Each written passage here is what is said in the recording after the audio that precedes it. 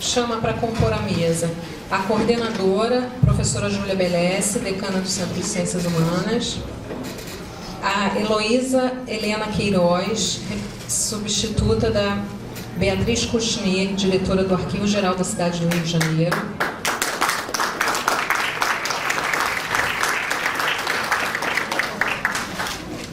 e as alunas Thaís Lacerda, Isabelle da Rocha Brandão e Juliana Loureiro Alvim, que vão apresentar também trabalhos. Queria novamente agradecer a presença de todos, agradecer a todas as pessoas que ajudaram a organização dessa jornada para que ela pudesse acontecer hoje. Nunca é tarde de lembrar de desligarem os celulares. Boa noite, então, está aberta o segundo dia da Jornada Arquivística da UNI. Bom, eu gostaria, então, de chamar para compor a mesa as alunas, por favor. Pois elas não obedeceram.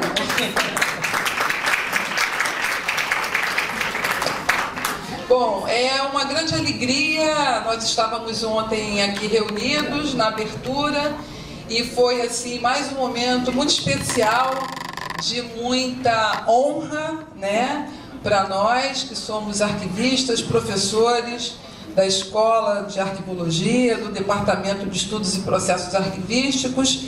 E, na verdade, hoje a gente vai propor a continuação dos trabalhos. Nós vamos propor a mesma sistemática. A gente vai dar 20 minutos para cada apresentação e, após o encerramento das apresentações, a gente vai abrir para debate. E aí, sem delongas, a gente pode já iniciar, até porque ontem foi um dia festivo, foi fantástico, mas o tempo foi curto, dentro daquela perspectiva que o estudante, eu esqueci o nome do estudante que estava aqui ontem à mesa, Diogo, e aí eu queria, na linha do pedido do Diogo, eu queria que a gente pudesse fazer um debate que pudesse ser profícuo, ou seja, a partir das apresentações eu gostaria que a gente pudesse se manifestar ali em pé no microfone, até porque o pessoal está fazendo uma gravação, não é, dos 2 dias, para depois fazer uma edição. Enfim, então, colocada essa sistemática, então, a gente pode pedir a Heloísa Helena Queiroz, colega nossa, lá do arquivo da cidade, egressa da Unirio, egressa do curso de Museologia da Unirio, que ainda há pouco estava matando a saudade lá das dependências e do convívio carinhoso e muito competente lá da Escola de Museologia. A gente então pode passar a Heloísa para que possa fazer a sua apresentação. Boa noite, eu queria antes de mais nada agradecer o convite da Unirio, da Escola de Arquivologia. Eu estou representando a diretora do Arquivo Geral da Cidade, Beatriz Kouchner, que por estar no momento em outro evento não pôde estar presente. A Beatriz escreveu, antes de mais nada, uma mensagem a todos, caros amigos, boa noite. Em nome do Arquivo Geral da Cidade, gostaria de agradecer ao Departamento de Arquivologia da Unirio, na pessoa da senhora Ana Carla Maris, o convite para participar da 19ª Jornada Arquivística da Unirio. Infelizmente, já havia me comprometido com o simpósio 200 anos de História da Mídia no Nordeste, que está acontecendo de 26 a 28 de novembro, no Centro Dragão do Mar de Arte e Cultura em Fortaleza, Ceará. Assim, pedi a minha substituta para me representar e optei por realizar nesse fórum um balanço de minha gestão, desde abril de 2005, frente ao Arquivo Geral da cidade do Rio de Janeiro. Antes de tocar especificamente na gestão, gostaria de apresentá-los ao Arquivo Geral. O Arquivo Geral da cidade do Rio de Janeiro tem sua origem na fundação da nossa cidade. preservando a documentação gerada e acumulada pela Câmara, acolhe um acervo de uma cidade que foi capital da colônia, do Império e da República até 1960. Em 1975, com a fusão dos antigos estados da Guanabara e do Rio de Janeiro, a cidade tornou-se a capital do novo estado do Rio de Janeiro, regressando à condição de município. A competência original do Arquivo Geral não se concretizou naquela época, mas com o Decreto 20.113 de 2001, que o definiu como gestor da política de arquivos e do sistema de memória da cidade. A partir de janeiro de 2003, coube ao Arquivo Geral as competências de elaborar, implantar e acompanhar a execução da política municipal de arquivos públicos e privados no âmbito do Poder Executivo Municipal. Tal diretriz garante a gestão, a preservação e acesso aos documentos públicos municipais e a proteção especial aos arquivos privados de interesse público. Composto por acervos que remontam à colônia, o Arquivo Geral se tornou o arquivo da Prefeitura do Distrito Federal em 5 de 8 de 1893. A instituição está, portanto, às vésperas de completar, em 2008, 115 anos. Por seu caráter municipal, pôde atribuir uma legislação própria para a consulta aos documentos. As flexibilidades possíveis neste âmbito permitirão outras regras de acesso à história do tempo presente. Toquemos agora na questão que nos sensibiliza a estar aqui, a situação dos acervos públicos. A Beatriz, ela é atual diretora do arquivo, ela é por formação graduada em História, mestre, doutorada e pós-doutoramento nesta área, e iniciou suas atividades na Secretaria Municipal das Culturas da Prefeitura do Rio de Janeiro em 2003. A partir de agosto de 2004, ela foi nomeada diretora do Memorial Getúlio Vargas. Após coordenar a instalação deste novo equipamento, foi convidada em 2005 a assumir o Arquivo Geral da cidade do Rio de Janeiro. Ela coloca aqui: encontrei uma instituição esvaziada, com pouquíssimos funcionários e que nunca passou por um processo de concurso para os cargos específicos de arquivo. Há um processo para tal em todas as áreas do arquivo e que está na Secretaria Municipal de Administração.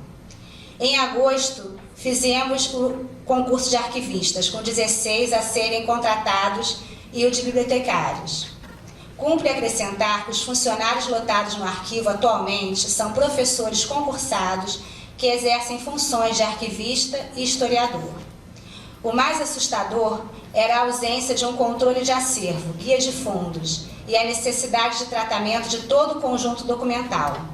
Para dar conta das inúmeras necessidades, ganhamos 10 leis de incentivos em 2 anos e meio. Assim, optei por direcionar as primeiras atividades do Arquivo Geral para a rearticulação da instituição com as esferas universitárias, permitindo uma atualização teórica no interior da instituição.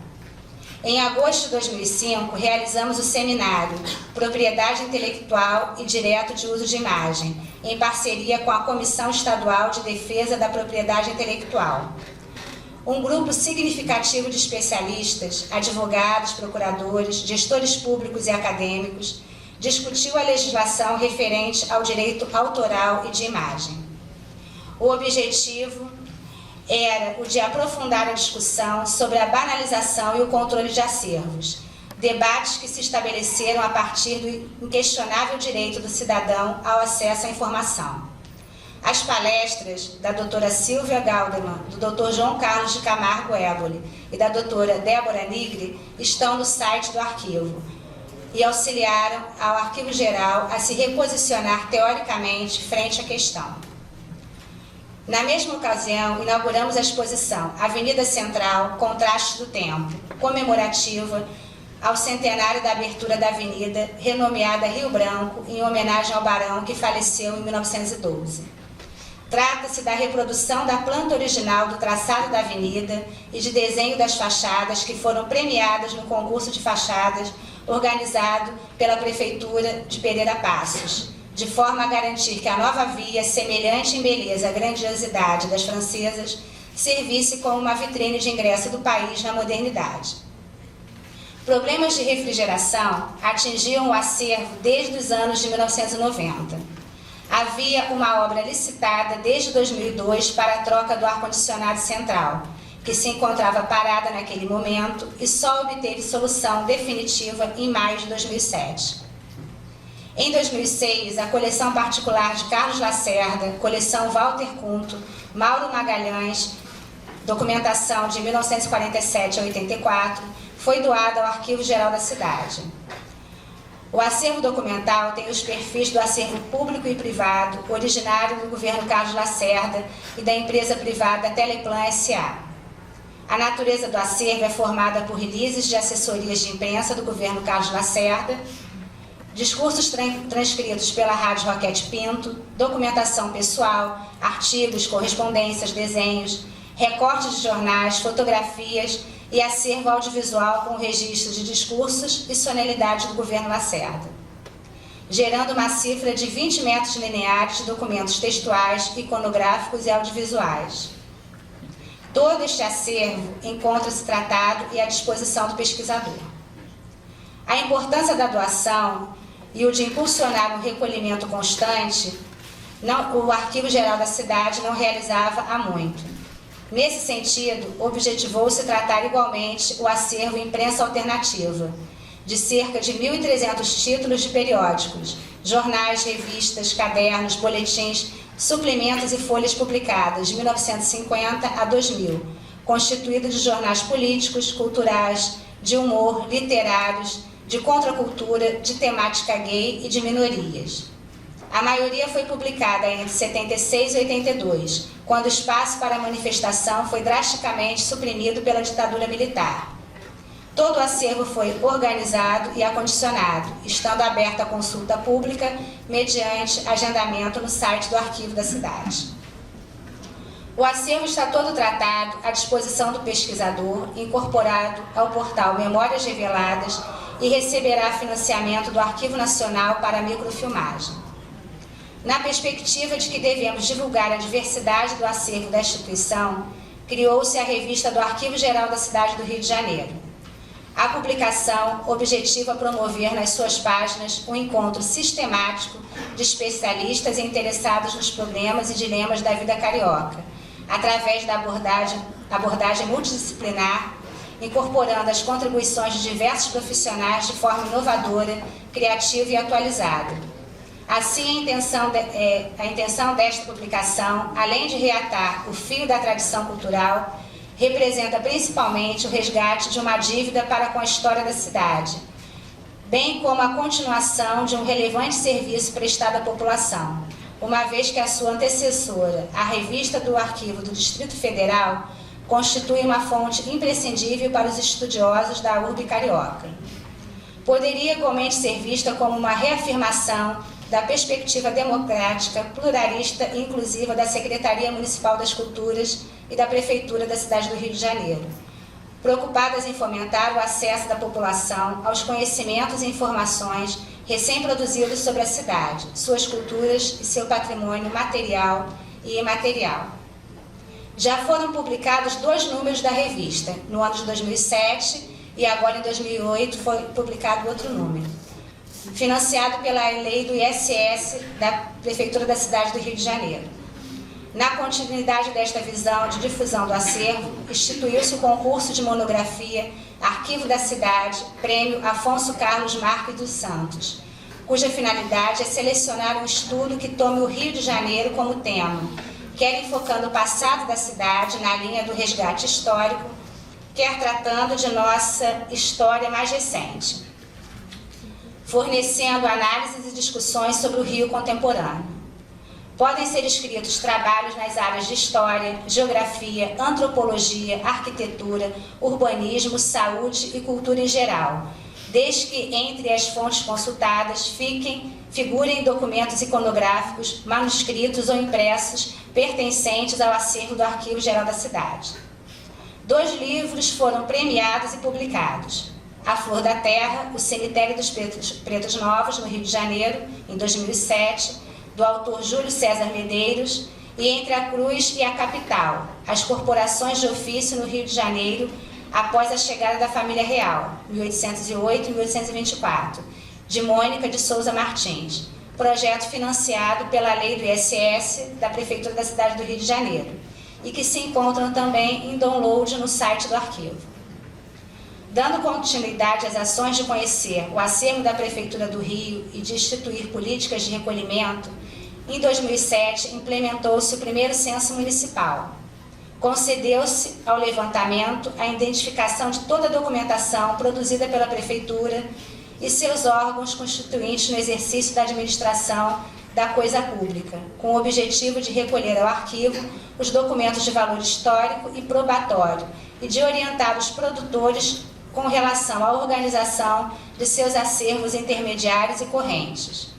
Através do Censo dos Arquivos da Prefeitura, buscou-se, no modelo divulgado pelo Arquivo Nacional, a constituição de um sistema próprio elaborado pelo IPLAN. Assim, após treinamento, foi disponibilizado um formulário com questões essenciais ao levantamento e identificação de acervos, e estas foram adaptadas para aplicabilidade nos órgãos da Prefeitura.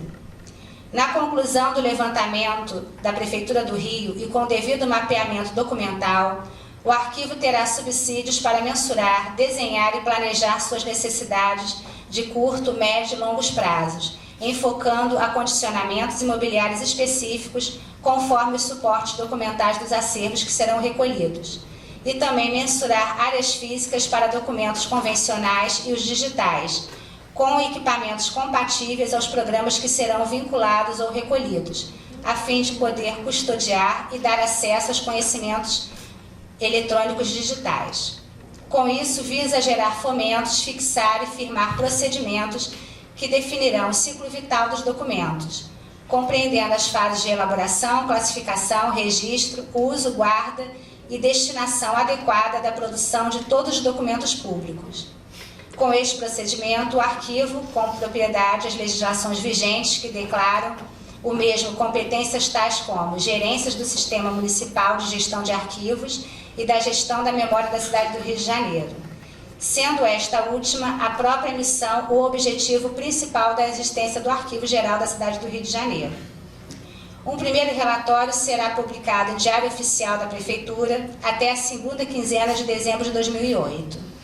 As necessidades de espaço para depósito fizeram-nos idealizar um convênio com o governo federal, tratando da incorporação do Hospital São Francisco de Assis ao Arquivo Geral da cidade. O arquivo ele está localizado na Cidade Nova, na Rua Amoroso Lima. E nós temos um prédio que pertence ao governo federal, que é um prédio tombado pelo patrimônio, e nós estamos tentando justamente um convênio para que esse prédio venha para a Prefeitura e que assim o arquivo possa crescer no seu espaço físico. O censo é decorrência, certamente, de uma ação anterior e que busca constituir o guia de fundos do Arquivo Geral da cidade.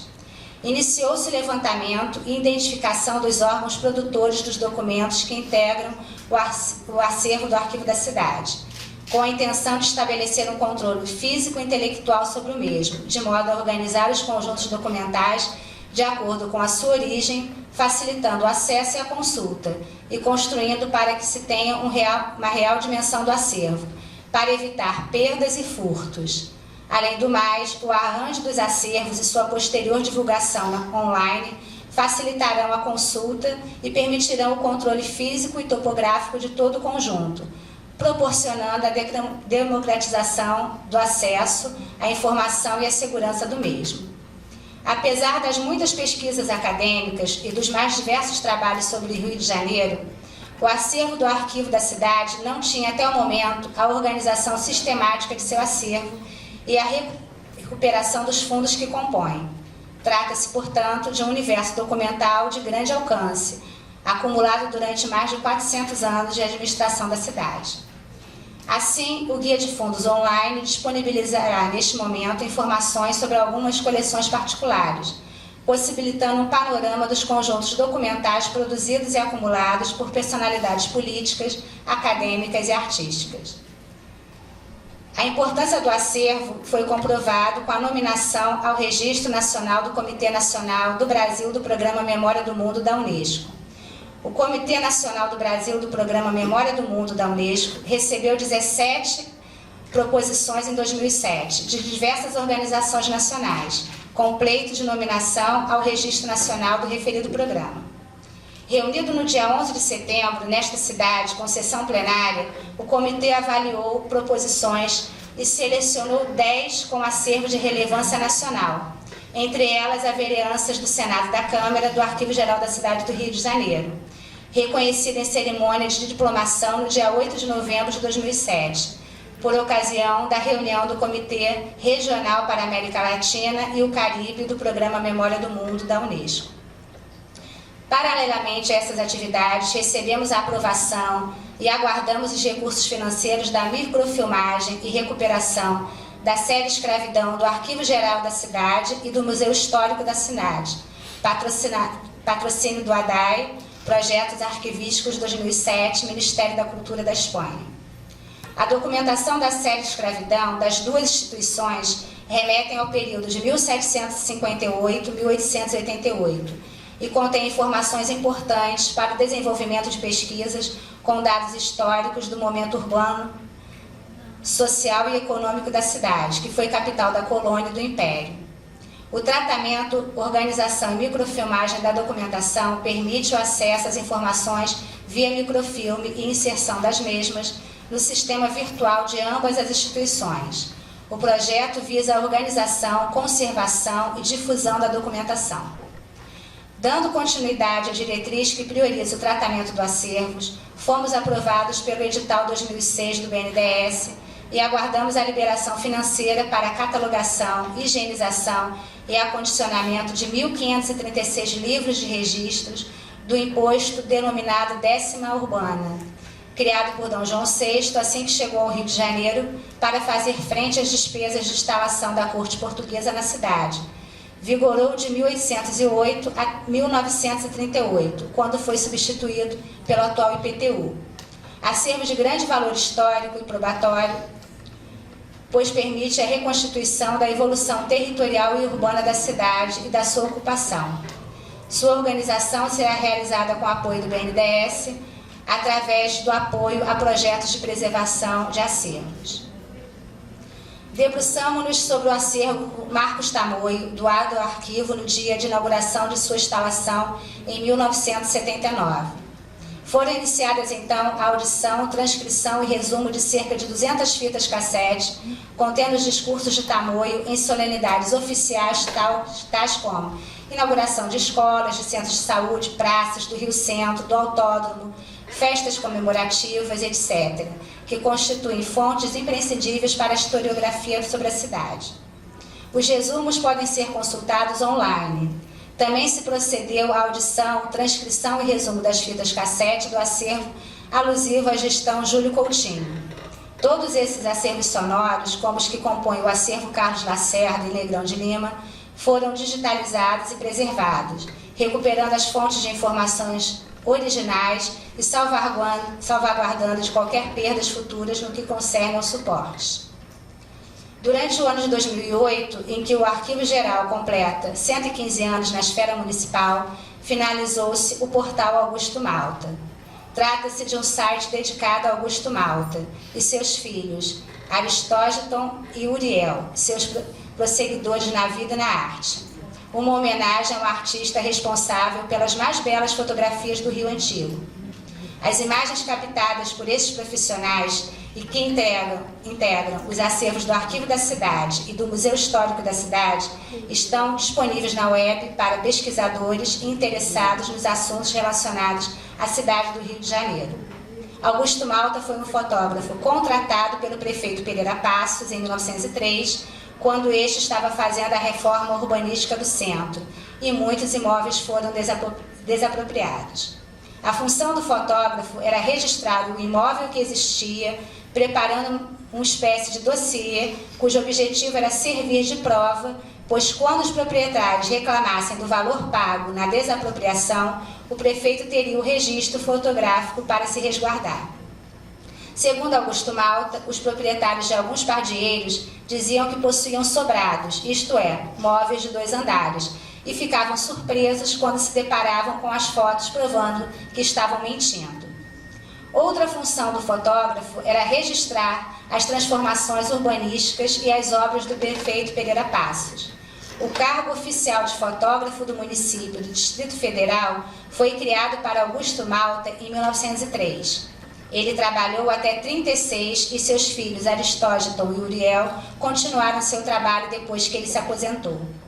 As primeiras 2.000 imagens digitalizadas são as dos negativos de vidro e vão até 1939, sendo que o total das imagens cobre o período que vai de 1903 até a década de 50. Solicitamos, junto à lei do ISS, um projeto para que o tratamento e a constituição do portal Henrique Dosdel fosse contemplado para o ano de 99. Estamos aguardando o suporte financeiro. Em fase de realização, a implantação do Centro de Microfilmagens.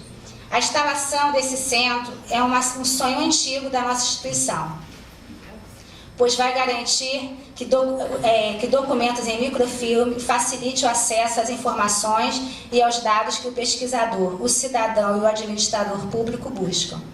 Possibilita também que o conhecimento sobre o acervo seja aprofundado e sejam identificadas novas fontes documentais, abrindo outras perspectivas e novos objetos de estudo para mestrandos, doutorandos e demais estudiosos da cidade do Rio de Janeiro.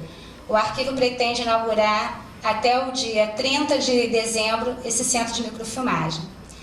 A microfilmagem de acervos, como os da Secretaria de Fazenda, agiliza a consulta a documentos fiscais, aumentando a arrecadação, assim como traz subsídios para as secretarias de obras e de urbanismo nas suas intervenções no tecido da urbe.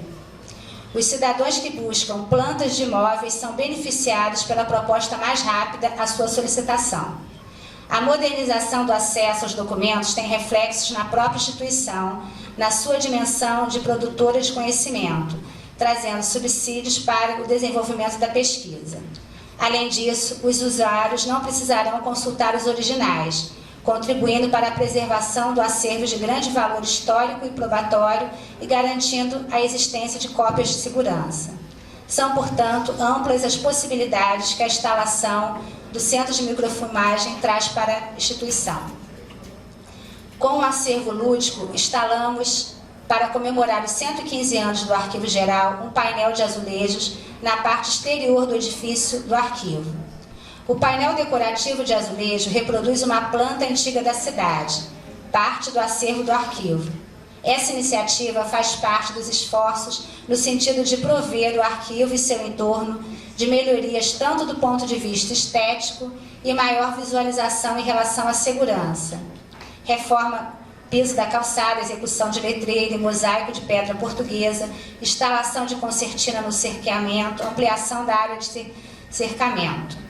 A instalação do painel decorativo tem o objetivo também de chamar a atenção de quem passa pela Avenida Presidente Vargas para a instituição e para seu valioso acervo, que remonta à época da fundação da cidade por Estácio de Sá, em 1565. Guardião e preservador da memória dos cariocas, o arquivo da cidade compartilha com os transentes um dos mais belos registros da história da cidade. Fazem parte das publicações do arquivo e que se encontram no prelo 2 livros. A Travessia da Arca Grande, publicação de livros sobre a história do Arquivo Geral da cidade, tendo como cenário as transformações políticas, econômicas, sociais e culturais pelas quais passou a cidade do Rio de Janeiro nos últimos 115 anos, desde a proclamação da República e a criação do Arquivo do Distrito Federal até os dias atuais. Pesquisa e redação efetuadas pela equipe da instituição. E um segundo livro contendo os depoimentos daqueles profissionais cuja trajetória em algum momento cruzou-se com o arquivo. Diretores, arquitetos, detentores de cargos em órgãos aos quais o arquivo foi subordinado. Possibilitam não só ampliar o conhecimento sobre os fatos registrados nos documentos, como também transmitir informações pitorescas impossíveis de serem encontradas nas fontes oficiais. Este ano instituiu-se o COMARC, pelo Decreto 29.966, de 8 de 10 de 2008. O Conselho Municipal de Arquivos do Rio de Janeiro estava previsto na Lei 3.404 de 2002. Estamos pleiteando o tombamento do acervo do Arquivo Geral da cidade do Rio de Janeiro. Para tal, elaboramos um decreto que determina o tombamento do acervo documental, escrito, impresso, cartográfico, sonoro, magnético, bibliográfico e museológico. Este é o primeiro tombamento de acervo da Prefeitura do Rio de Janeiro e aguardamos o retorno da Procuradoria-Geral. Faz parte dos projetos aprovados pela Lei do ISS o portal legislativo online, semelhante ao portal do Senado Federal. Esse recurso financeiro deverá nos auxiliar a digitalizar todos os decretos desde 1891, permitindo uma consulta direta. Aguardamos os recursos da lei de incentivo para iniciá-lo. Mais do que um rol de realizações, o relatório de gestão aqui apresentado foi pensado como um dever, o de se fazer conhecer um trabalho de 3 anos. O intuito é o de convidá-los a compartilhar de uma luta. Creio ser de fundamental importância que nesta jornada se possa retirar uma moção de apoio solicitando às associações de arquivistas e de historiadores um documento, talvez encaminhado também pelo CONARC a todos os novos prefeitos. Somos um país de mais de 5.500 municípios. Temos apenas 75 arquivos municipais. Precisamos reverter este quadro e não deixar a memória administrativa e política se esvair. É igualmente relevante o nivelamento dos arquivos, municipais e estaduais, à esfera administrativa alcançada pelo Arquivo Nacional, bem como uma pressão por concursos de todas as áreas vinculadas a estas instituições. Uma batalha igualmente merecedora de esforços é a que instituiu por lei a porcentagem do orçamento do município designada diretamente aos arquivos. Pode-se trabalhar com planejamento. Por fim, gostaria talvez, numa utopia, que os membros designados ao CONARC, como representantes dos arquivos municipais, pudessem ser eleitos por nós, os representantes dos 75 arquivos municipais do país. Isto porque, durante o 3º CNA, para constituir a sessão coordenada por mim sobre esses arquivos, tentei por meses contato com um dos representantes. Não obtive resposta até hoje. Desde abril de 2005, nunca se dirigiram a mim para conhecer os temas de interesse ou nos informar sobre os tópicos das reuniões realizadas. Por fim, gostaria de agradecer mais uma vez o convite e a oportunidade.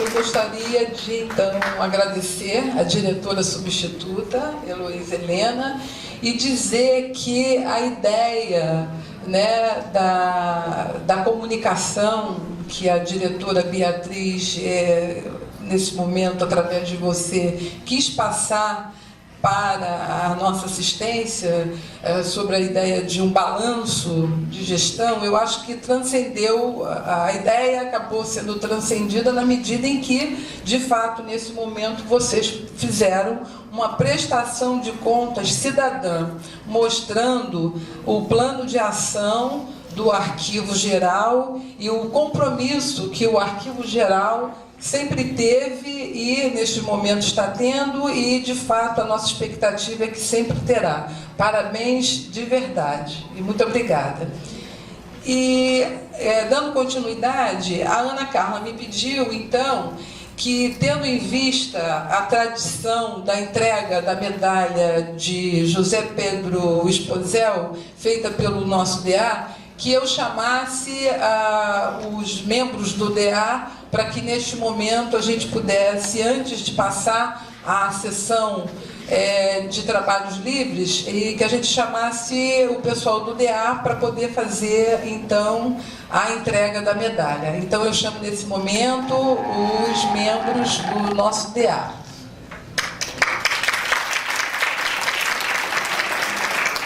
E passo a palavra imediatamente a eles.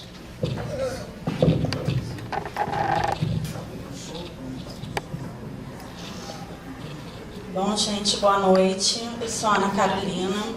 Estou aqui muito nervosa, meu primeiro primeira vez falando no microfone, assim. Ainda mais para homenagear uma pessoa assim tão querida. Bom, nossa homenagem vai ser para um professor, assim, que eu acho que não tem ninguém aqui que tenha alguma coisa para dizer contra essa homenagem. Pelo contrário, acho que todo mundo que eu conversei ficou muito feliz. É um professor, assim, que não é só um professor, é um amigo, é um conselheiro, é um incentivador. E essa pequena homenagem, de todo o coração mesmo, vai para o nosso professor João Marcos.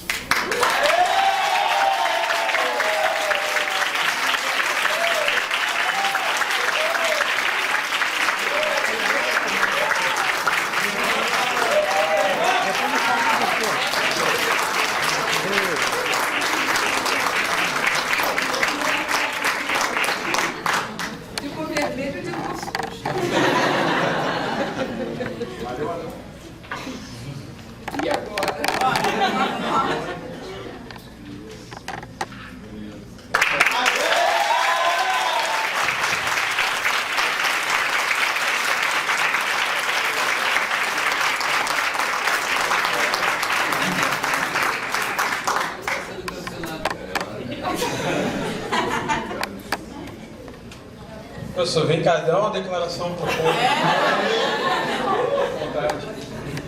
Vocês deixam sem graça e a gente ainda tem que falar alguma coisa. Eu talvez seja um dos poucos homenageados de surpresa que já sabia de antemão da homenagem. Eles ficaram com medo de eu não vir hoje e pediram que eu não faltasse, então, né? Mas isso não diminui o nervosismo e a timidez, né? A Júlia costuma dizer que eu sou muito tímido e é verdade isso. Uma coisa é quando eu estou dentro de sala de aula, que eu acho que é o meu espaço com vocês. Outra coisa é estar aqui em cima recebendo uma medalha, uma homenagem, e a gente fica vermelho sem estar com blusa vermelha. Eu procurei a blusa vermelha para vir hoje, é disfarçável, mas não encontrei minha blusa vermelha. Só quero dizer para vocês que fico feliz, muito feliz com essa homenagem, mas toda homenagem, ela também traz uma responsabilidade, e esse é o peso, né, de ser homenageado. Quer dizer, de estar retornando, de estar sendo eficiente no sentido de desenvolver aquilo que a gente se propõe. Mas, mais do que essa homenagem, sem ter ido à Olimpíada eu ganho medalha, né? Mas mais do que essa homenagem, tá? A homenagem que realmente engrandece a gente é ver o retorno do trabalho, ver o amadurecimento de vocês a cada dia que passa, a cada semestre que passa. Muito obrigado a todos. Acho que eu vou até dormir com a medalha hoje. Vocês querem falar? Ei, meninos, querem falar mais? Vou tirar foto.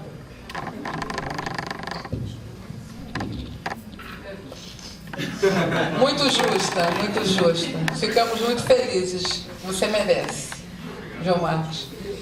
Bom, dando continuidade então, nós vamos passar com muita alegria, não é? Porque é muito importante que a gente tenha os nossos alunos engajados no processo de pesquisa, enfim.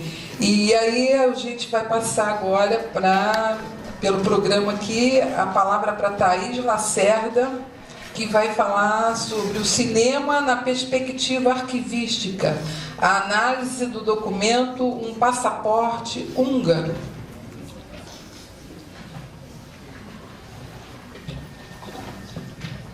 Obrigada, professora. Boa noite. Queria pedir desculpa pela minha vozinha no microfone, que não deve ser muito agradável, mas vamos lá, né?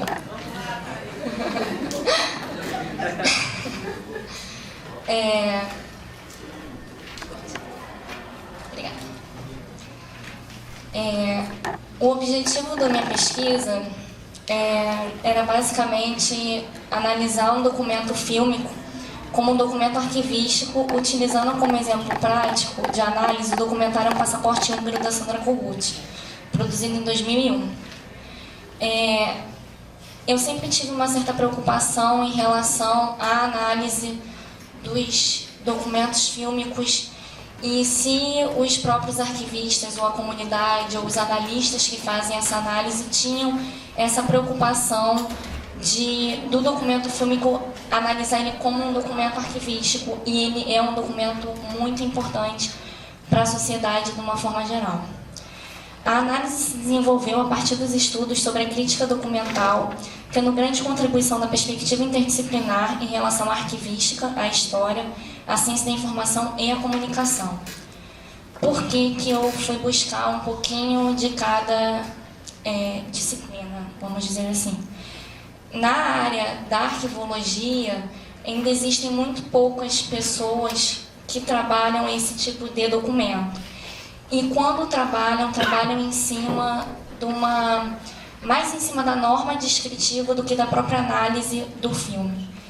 E por causa disso eu acabei indo um pouco para a teoria da história, para a teoria da comunicação e para a ciência da informação, para ter um pouco mais de embasamento.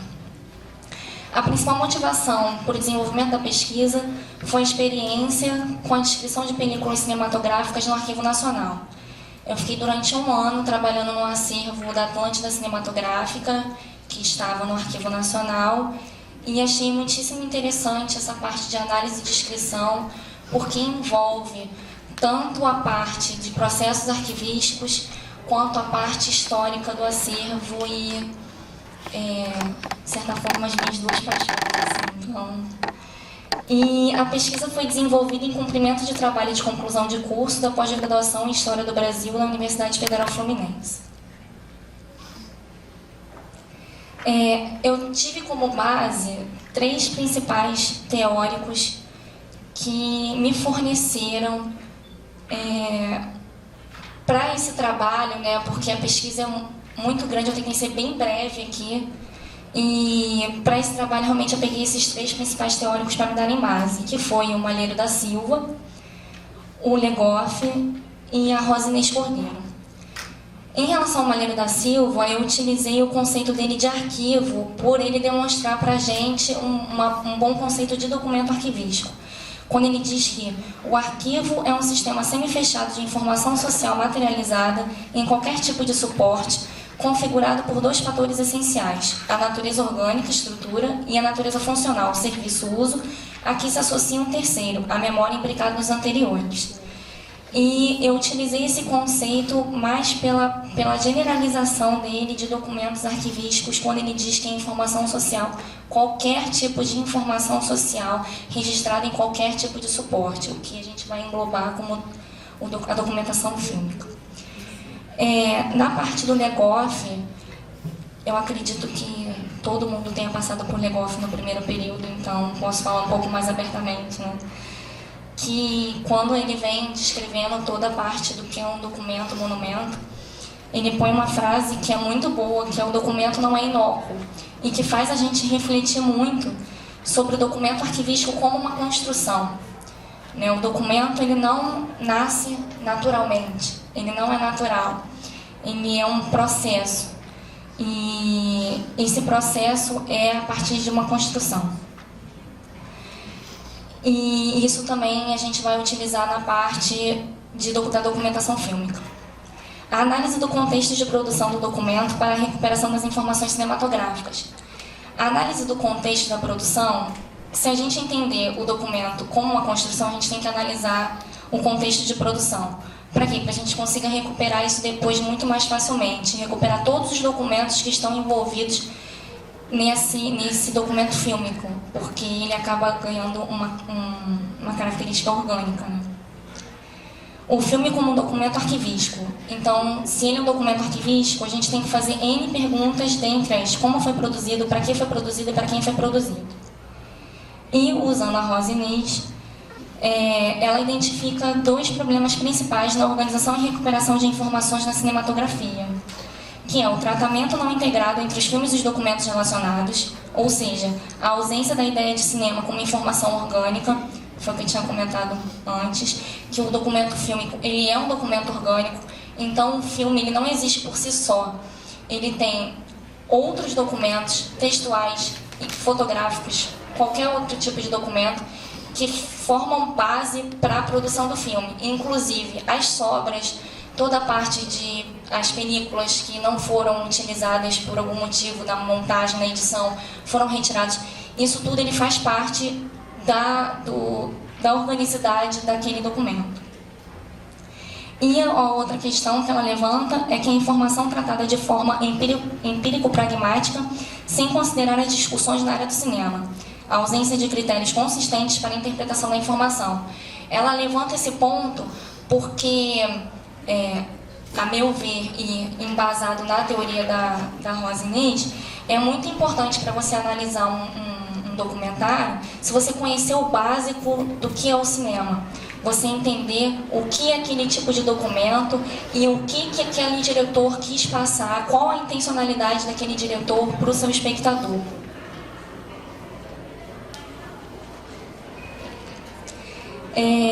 A partir daí, a gente começa a entrar na análise. Quando eu resolvi analisar esse filme, foi mais como exemplo do que como uma análise efetiva do filme. Eu poderia ter analisado qualquer outro, mas eu acho esse documentário bastante interessante. O professor João Marcos que me apresentou ele, já que ele foi homenageado. E ele é muito interessante porque ele traz diversas perspectivas que a gente pode analisar com um olhar arquivístico. Eu aqui estou dando um enfoque. Ele pode ter diversos enfoques, mas o meu enfoque no documentário é em relação ao documentário como objeto de análise. E para a gente entender um documentário como objeto de análise, a gente tem que entender da mesma forma que um documentário como um filme de ficção. Não tem muita diferença entre a construção de um documentário ou um filme de ficção. Se a gente for procurar no dicionário, eles vão definir um filme de ficção como sendo mentira, inverdade, e o documentário como cinema verdade. E no fundo, se a gente refletir, não é bem assim, porque o documentário, ele também, ele passa pelos mesmos processos que o filme de ficção passa. A montagem, a mixão, a edição, planos, cenas, iluminação, etc., que o filme de ficção passa.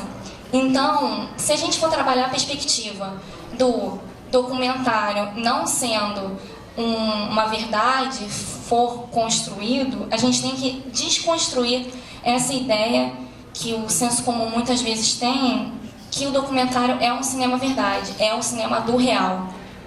E aquilo ali não passa da visão da realidade do diretor, ou do editor, ou da pessoa que montou aquele filme. Existem diversas formas para se classificar um filme, um documentário principalmente, e diversos teóricos da comunicação e do cinema fazem algumas classificações. Eu acabei utilizando um deles, que é o Bernadette, e ele diz que o documentário Um Passaporte Húngaro é um registro de busca. Por que é um registro de busca? Porque a diretora está investindo na própria busca pessoal. O que a diretora faz? Ela, como norte do filme dela, ela resolve retirar ou pedir para a embaixada, não sabendo se ela vai conseguir ou não, um passaporte húngaro a partir da sua descendência húngara. E esse é o norte do filme. Como pano de fundo, a gente vai ter outras ideias que vão ser reveladas ao longo do documentário. Mas a necessidade pessoal dela em retirar o passaporte foi o que gerou o filme. A própria diretora, ela dá nas entrevistas que ela dá, ela diz que o filme dela tem pouco roteiro e muita montagem, ou muita edição. Se a gente for pensar que o filme ele tem uma perspectiva, ele está inserido numa perspectiva orgânica, e que ele não nasce naturalmente, a gente teria que procurar os outros documentos que estão relacionados àquele filme. E quando a diretora afirma que ele tem pouco roteiro, a gente tem que se questionar por que ele tem pouco roteiro. Se foi uma jogada de marketing da própria diretora, ou se ela quis assim, enfim. E assim, pelo que deu para perceber ao longo da pesquisa, ela usou o roteiro sim, mas foi mais como um guia do que como um roteiro propriamente dito. Ela deixou-se levar muito pelas filmagens. E com isso, no final, quando ela terminou de filmar tudo o que ela queria, ela teve ela mesma diz que ela teve diversos filmes para se montar. E ela montou exatamente o que ela queria. Por isso é a questão do pouco roteiro e muita montagem. Imagino eu que devem ter diversas sobras esse filme que podem ser analisados posteriormente. É uma produção em 3 países diferentes. que é o Brasil, a França e a Hungria, e foi produzido em 2 anos, sendo um desses anos contextualizado no próprio filme. E acredito eu que a coisa mais interessante dessa análise, desse exemplo, é que você pode ter 2 olhares sobre o filme, do documentário. O primeiro é em questão do trâmite burocrático e a necessidade de documentos, que é o norte do filme, que é o documento como prova. Ao longo do filme, ela vai buscando nos arquivos, no Arquivo Nacional, no Arquivo Nacional da Hungria, com a própria família, com qualquer instituição ou qualquer pessoa que possa oferecer uma prova de que ela tem a descendência húngara. Porque na primeira cena do filme, quando ela entra em contato com o consulado da Hungria, eles perguntam para ela: você tem todos os documentos que comprovem a sua descendência? E cada vez mais que ela chega no consulado da Hungria, eles vão pedindo cada vez mais documentos, uma lista com mais documentos. A outra análise do filme é a análise do plano de fundo, que é o quê? A inserção da memória pessoal e individual em uma memória global. Ou seja, a diretora, como ela coloca a busca pessoal dela num plano de construção do filme, ela apresenta toda a vida dela dentro desse plano e apresenta a história, a memória da família dela. Ou seja, ao longo do filme você vai percebendo que ela vai montando as narrativas da avó, as narrativas dos tios, tudo que possa embasar o que ela está procurando, que é o passaporte húngaro, que possa embasar a descendência húngara da diretora.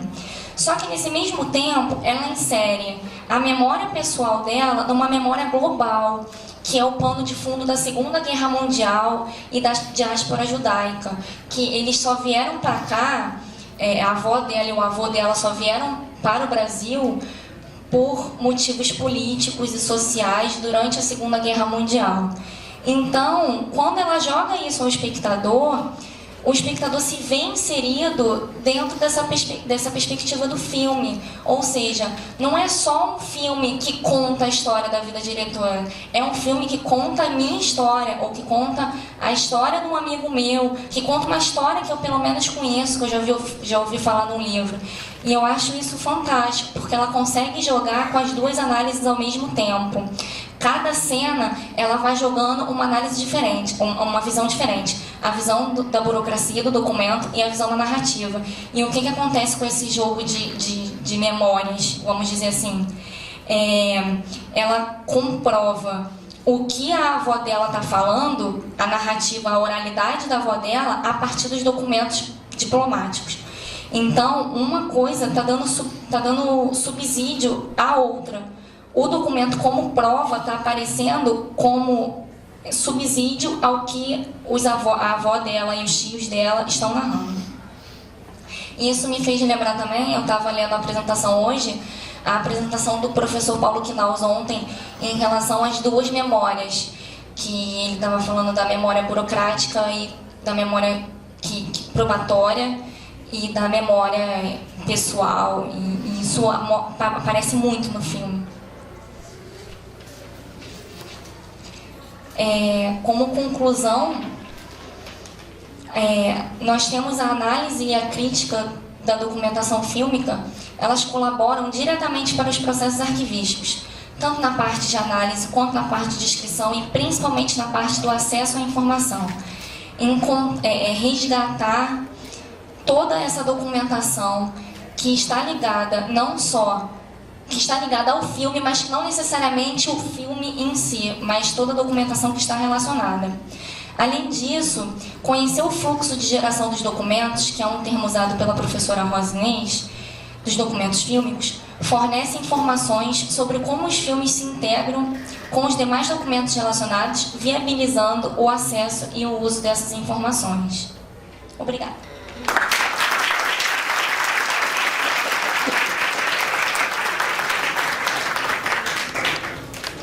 Uma viagem, né?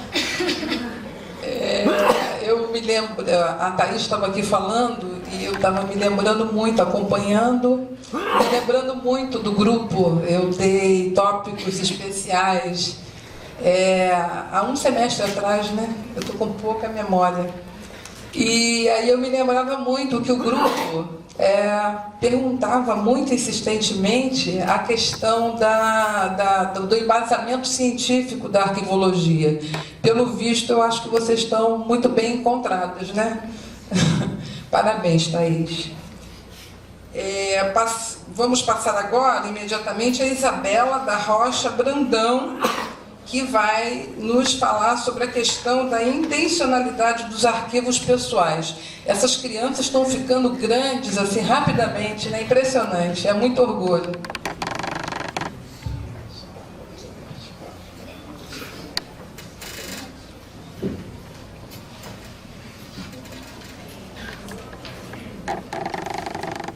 Boa noite a todos, boa noite à mesa. Em primeiro lugar, eu queria contextualizar um pouco a questão do tema, né, que à primeira vista não trata tanto de políticas públicas de arquivo, mas se você levar em consideração de que muitos arquivos públicos, assim como ela mencionou também no Arquivo Geral da Cidade, tem sob sua custódia arquivos pessoais, eu achei interessante também trazer isso para esse debate, porque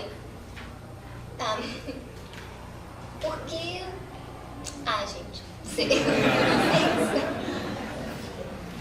bem, foi só o fechamento. Esse tema é base da minha monografia, que eu concluí agora no segundo semestre de 2008. E o motivo principal que me trouxe a essa questão da intencionalidade nos arquivos pessoais foi o tratamento do arquivo Marcos Vinícius Vilaça no arquivo da Academia Brasileira de Letras, por ser um volume documental extenso e você perceber características intencionais na construção do arquivo. Eu achei interessante como isso traz, às vezes, algumas implicações para o arquivista na questão do tratamento do arquivo. Bem, esse, no caso, é a base do meu primeiro capítulo, onde eu trago a questão do arquivo ser objetivo, dando algumas conceituações de arquivo, do que seria arquivo. Claro que eu não consegui pegar todas as definições de arquivo, até porque, no caso, eu trato de arquivo como conjunto documental, não como armário, estante e tudo mais. Trago também algumas definições de arquivo pessoal e, mais pra frente, documento como prova e como no monumento, onde eu também trago um pouco do Legoff, até complementando a apresentação da Thaís.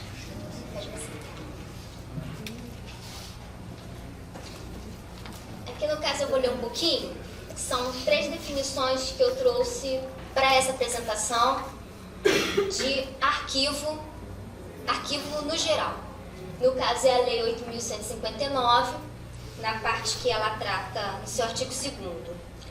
Considera arquivo como sendo conjunto de documentos produzidos e recebidos por órgãos públicos, instituições de caráter público e entidades privadas em decorrência do exercício de atividades específicas, bem como por pessoa física, qualquer que seja o seu suporte da informação ou a natureza dos documentos.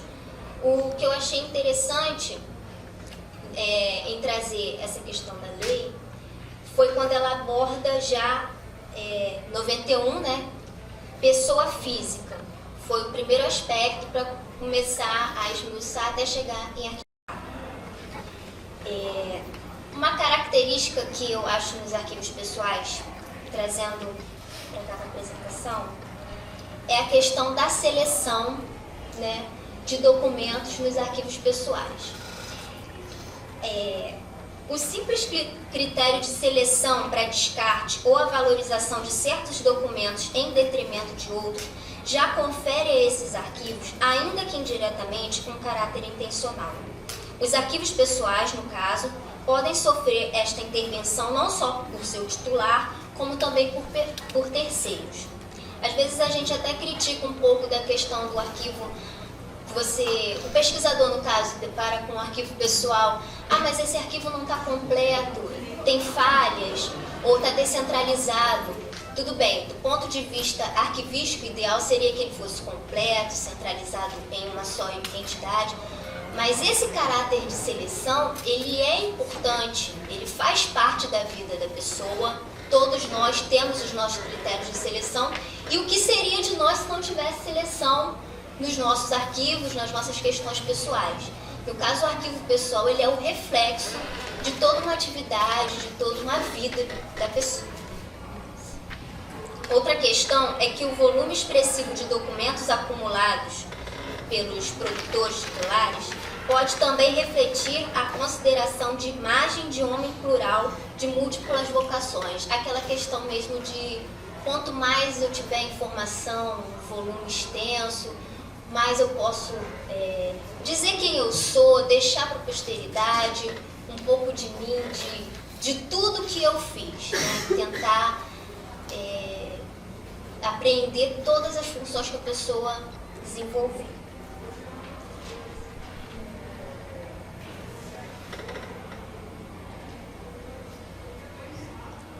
Documento como prova, documento como prova, como monumento. O valor de prova dos documentos de arquivo está atrelado à autenticidade dos mesmos, garantindo ao pesquisador o acesso a uma fonte primária a mais verdadeira possível. Isso é uma das questões que a gente aprende da arquivologia, que o documento tem valor de prova, nesse sentido de que, ao contrário dos bibliográficos, ele é o mais próximo possível da verdade. E essa é uma questão que eu quis trazer. O outro fato é do documento, elemento fundamental de um arquivo, cumprir um papel probatório. Nos mostra uma questão que se desdobra em duas vertentes: os documentos como valor informacional e os documentos como valor de prova de relações e interações do indivíduo. É muito diferente também essa questão dele só ter um valor de informação e uma questão de provar todas as atividades que a pessoa teve, as relações, aquilo que às vezes não é explícito no documento à primeira vista, mas com toda a questão da pesquisa e tudo mais, você pode fazer como se fosse esse passo a passo das atividades.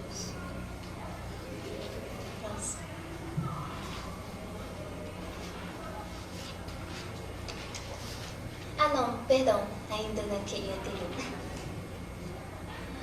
O documento como monumento, produto de uma construção. Esse tópico eu peguei também do Legoff e foi a mesma citação que a Thaís fez. Caso eu tenha a citação mais completa, eu vou até ler, que acho que complementa um pouco o que ela falou. Quanto à questão do documento como monumento, esta também, no caso, Legoff aborda, quando diz que o monumento é tudo aquilo que remete ao passado com o poder de perpetuação.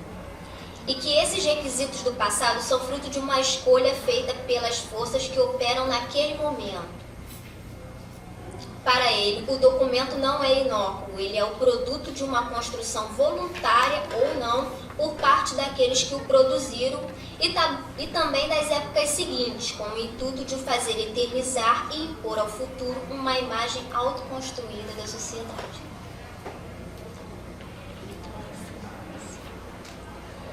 Esse já trata do segundo capítulo da minha monografia. A minha monografia só tem 2 capítulos. Onde eu trato os principais aspectos, né, que trazem implicação direta ao tratamento dos arquivos pessoais, como se fosse as principais dificuldades que, às vezes, como arquivista, a gente se depara no tratamento de arquivo pessoal. E depois o caso do arquivo Marcos Vinícius Vilaça, trazendo uma contextualização de como é esse arquivo, por que ele me trouxe essa questão.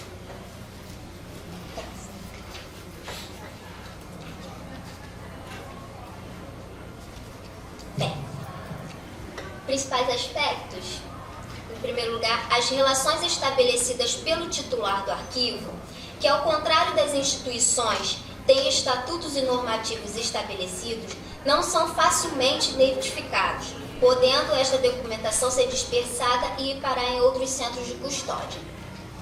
Essa questão já cai, parece quase ela é concomitante com a segunda, que é a questão de arquivos institucionais e arquivos pessoais. Algumas diferenças, eu não posso dizer que eles são um versus o outro, são opostos, que eles têm momentos que são realmente iguais, mas algumas, na hora do tratamento, eles têm algumas diferenças. Tem uma citação da Ana Maria Camargo, no livro dela de 2007, que ela diz assim: quando os documentos são gerados por uma instituição, vêm descritos a partir das atividades, funções e repartições que a caracterizam ao longo do tempo. Se reunidos por pessoas ou famílias, acabam por sugerir a adoção de critérios totalmente alheios ao sentido ou à lógica de sua acumulação, como se tal preceito não lhe fosse aplicável. Realmente, quando você traz essa questão da organicidade, os arquivos institucionais, eles já têm seus estatutos, seus normativos, tudo aquilo que remete à fundação da empresa. É mais, não vou dizer que é mais fácil, mas está mais visível todo o processo de constituição dos documentos de arquivo.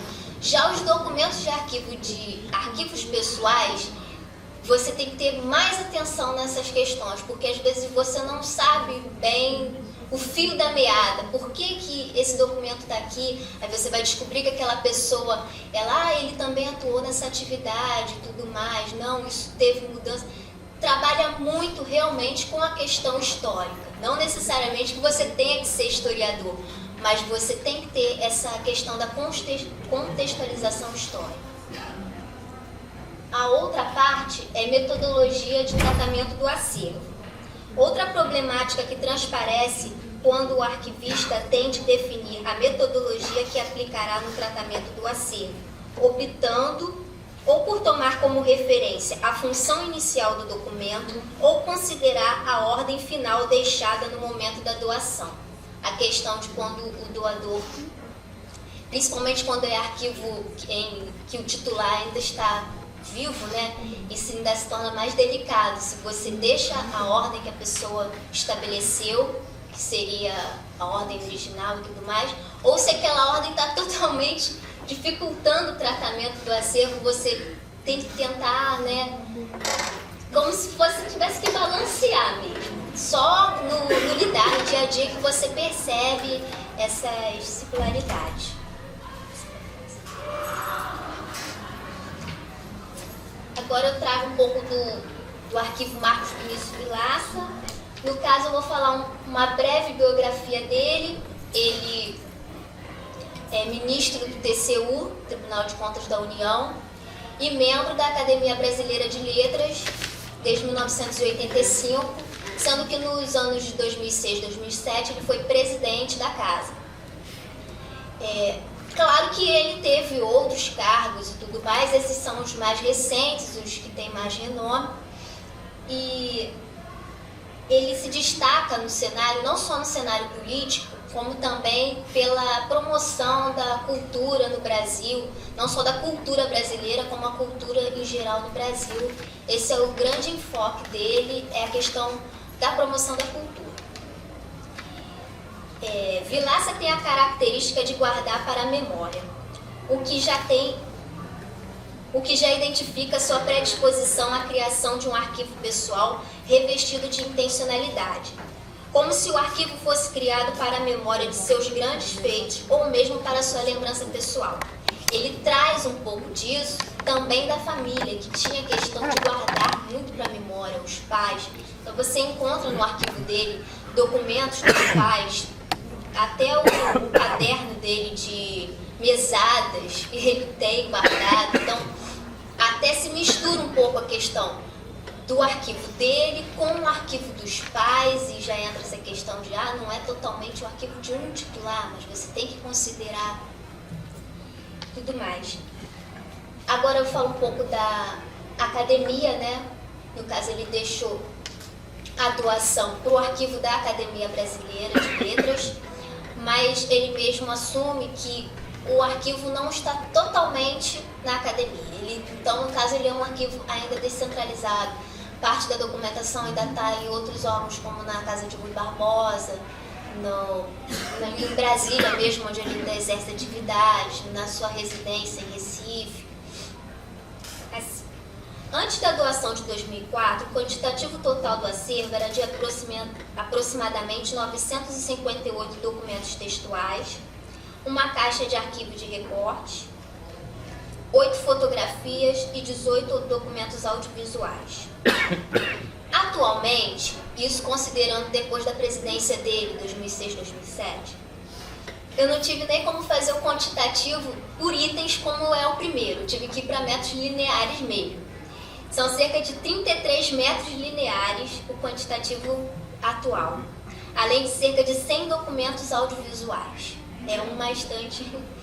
E isso continua a aumentar. Isso é atual até a semana passada que eu fiz esse levantamento. Hoje já pode ter mais 1 metro linear aí a considerar, porque é sempre mais, e às vezes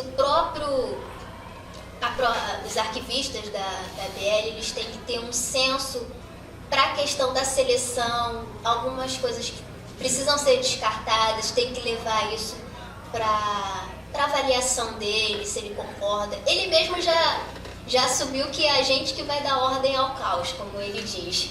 Mas é uma questão delicada, como a gente também não pode interferir totalmente no arquivo pessoal, principalmente estando titular vivo. Muito delicado. No caso, eu falando um pouco da estrutura do arquivo da BL, o arquivo da BL ele foi revitalizado em 1997 e passou a configurar 2 linhas de acervo arquivístico. O arquivo institucional, que cuida propriamente da documentação produzida e acumulada pela ABL, e o arquivo dos acadêmicos, que são composto de fundos e ou coleções dos acadêmicos, no caso dos membros da Academia Brasileira de Letras.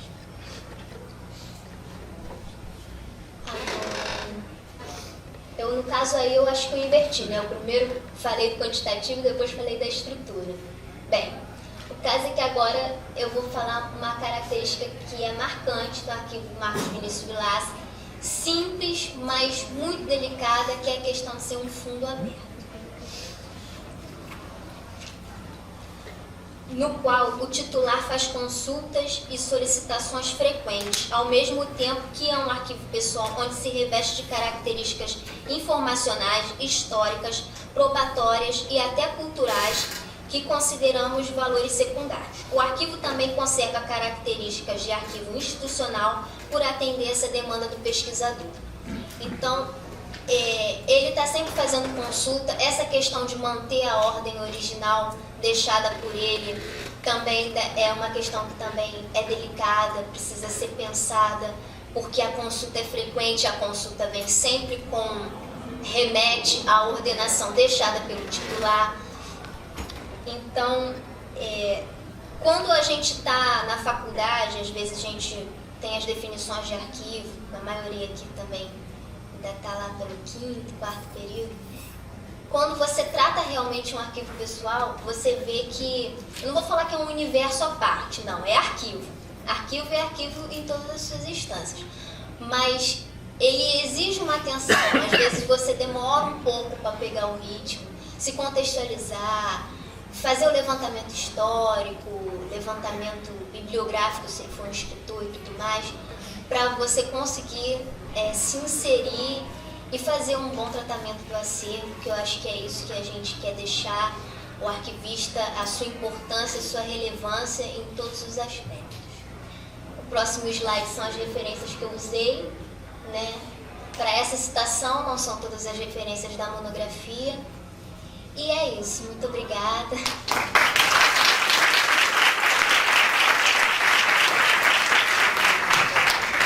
Parabéns a Isabelle, e durante a apresentação dela eu estava pensando que talvez a gente pudesse, é tão importante a apresentação dessas crianças, que talvez a gente pudesse estar propondo. A escola tem um site, né, Ana? Que a gente pudesse estar colocando no site da escola um resumo de todos os trabalhos, mas especialmente a colega aqui, já cascuda, do Arquivo Geral, há de convir que a gente precisa incentivar especialmente essa criançada, essa rapaziada boa, né, diria a nossa reitora, no sentido de seguir esses ótimos exemplos, ou seja, a partir dessas apresentações que as pessoas acabam realmente descobrindo o grande potencial que o grupo, os nossos discentes podem e têm potencialidade para isso. E aí, por que não a gente iniciar uma espécie de memória das jornadas arquivísticas via site, no sentido de que na próxima jornada a gente possa ter, de repente, um único dia em que a gente poderia ter somente as apresentações dos nossos alunos, colocar temas livres num único dia e incentivar a participação assim em massa, porque eu acho que a alma do curso, e eu diria mais a aura do curso, é que realmente vai fazendo com que a gente possa estar avançando e conquistando dia a dia novos horizontes, não é? E aí fica aí a ideia, a proposta, no sentido de que a gente possa ver a viabilidade disso. Mas então, parabéns a Isabelle.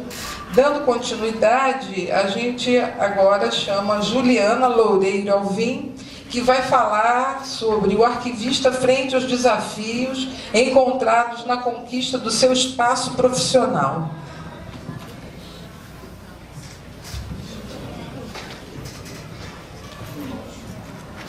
Boa noite a todos, boa noite à mesa. O meu tema é o arquivista frente aos desafios encontrados na conquista do seu espaço profissional. É um projeto de pesquisa que tem por objetivo apresentar as bases teóricas e metodológicas que serão aplicadas na minha monografia. Primeiro eu vou começar pelo interesse pela temática, assim. Antes mesmo de eu entrar na faculdade, eu tinha muito interesse em saber sobre a história do município onde eu moro. E havia uma grande falta, assim, de registros documentais. Eu comecei a pesquisar e fiquei sabendo que a UERJ de São Gonçalo ela faz um trabalho muito bacana de recuperação da memória gonçalense. E em especial, eu fiquei mais apaixonada ainda por um acervo que eles recuperaram, que foi o acervo do prefeito Luiz Palmier, que teve grande importância assim, para São Gonçalo no período de 19 a 55. Esse acervo é composto por fotografias e também me fez...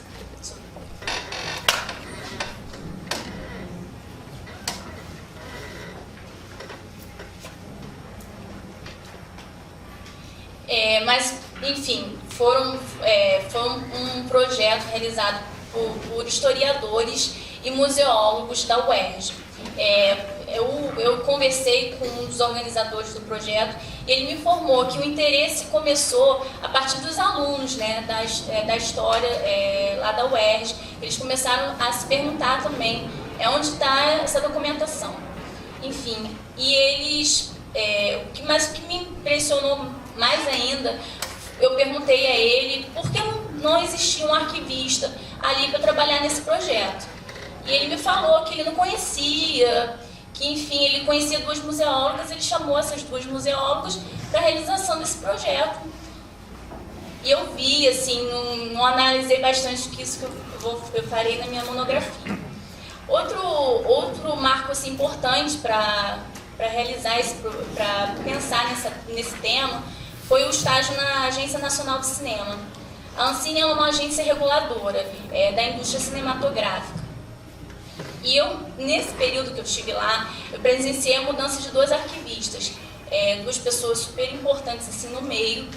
E hoje em dia a Ancine não tem um arquivista e não possui nenhum interesse assim, por parte da gerência administrativa, por parte da assessora do gerente administrativo na contratação de um arquivista, na contratação de abrir um edital para chamar profissionais, né, para desenvolver o trabalho. Enfim, e para ter uma noção, assim, o arquivo da Ancine, o arquivo, o protocolo e a filmoteca é subordinado a essa gerência administrativa, e só que não aparece no organograma da empresa, né, para perceber assim, a importância que se dá, né, ao arquivo de lá, que possui assim, muitos documentos assim, muito importantes para a memória do cinema brasileiro. Pode passar.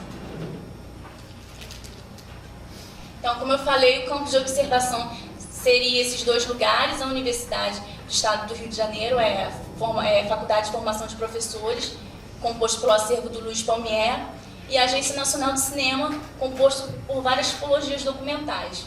Eu faria um estudo de caso entre essas duas instituições, que possuem acervos distintos, e o tratamento dos mesmos. Como foi realizado esse tratamento sem ausência de um arquivista?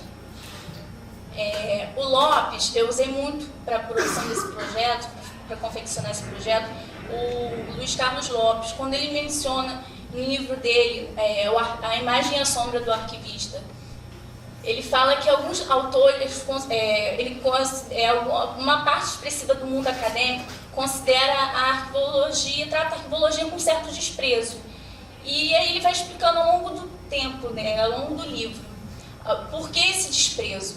E aí eu faço uns questionamentos. Será que esse desprezo o culpado pode ser o arquivista? E também faço uma observação, que quando o arquivista ele se propõe a realizar alguma coisa, ele tem que realizar com eficiência e eficácia, que isso vai fazer um diferencial assim, na questão, no trabalho dele, e vai fazer com que ele seja reconhecido pela sociedade. Pode passar.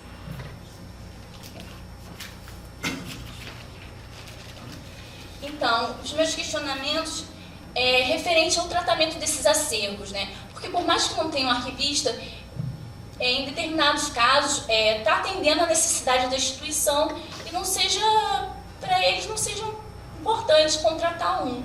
Eu pergunto, mas qual tem sido as metodologias adotadas no tratamento desses acervos? Será que é válida uma formação acadêmica? Porque muitos falam assim, todos do curso, todo mundo pergunta, mas que curso você faz? Arquivologia, arquivo o quê? Serve para que isso? Para botar em ordem alfabética? Não, a gente tem que mostrar que isso é muito mais além. A gente tem um conhecimento teórico, sabe? Como qualquer outro curso de graduação. Cabe a gente se propor a modificar. E meu objetivo geral é analisar a questão da atuação de outros profissionais, de atuação de profissionais com outras formações para a execução de tarefas inerentes ao arquivista, em vista de uma análise crítica na formação acadêmica em nível superior em arquivologia. Os objetivos específicos é analisar que tipo de tratamento arquivístico foi ou é feito nos acervos sob custódia de profissionais de outras áreas que exercem a função do arquivista. Averiguar se esse trabalho realizado por esses profissionais não arquivistas atende à necessidade da instituição onde trabalham. Analisar a abrangência da formação acadêmica universitária em arquivologia ao desconhecimento ou negligência na contratação de arquivistas para exercer as funções de organização de acervos. E para eu complementar, né, a pesquisa, será fundamental o uso de textos que tratem da área da questão da atuação de outros profissionais com formações distintas para exercer a atividade do arquivista, né? E a observação direta será a visita a esses acervos, a esses locais de guarda, que é a Ancine e a UERJ de São Gonçalo. E as entrevistas com esses profissionais, assim, eu já conversei um pouco com o organizador do projeto da UERJ e com a gerente, com a assessora da Ancine, eu tenho breves conversas, assim, mas pretendo aprofundar na minha monografia. Eu quero saber, assim, na verdade, por que o que eles acham assim, dessa questão, como vem sendo feito o trabalho de guarda, né, de acervos. Então, o embasamento teórico assim, que eu usei na minha revisão de bibliografia, primeiramente, eu usei a regulamentação da profissão, que foi a Lei 6.546 de 1978, que regulamenta a lei de arquivista, que regulamenta o arquivista, né, o profissional de nível superior e o técnico de arquivo. E eu usei um texto da Belotto, que isso me despertou muito, assim, que o cidadão comum ele tem uma visão do que seja um arquivo, mas ele desconhece, no entanto, o papel do arquivista. Todo mundo sabe que é um arquivo, todo mundo conhece, acho que é um armário de 4 portas. Pronto. E é importante, eu usei o Stuart, que é um arquivista norte-americano, que ele fala a importância de estudar a teoria em arquivos e a importância dessa teoria ser aliada à prática, também para desmistificar um pouco a questão de que a arquivologia é uma disciplina totalmente voltada para o saber prático. Como depois o Lopes, naquela mesma citação que eu tinha feito anterior, ele remete isso, que a arquivologia durante muito tempo ela foi uma disciplina voltada para o saber prático, minimizando, no entanto, todo o teor teórico que possui. E a frágil elaboração teórica, assim, devido à multiplicidade de esforços práticos, a falta de equilíbrio entre a teoria e a prática.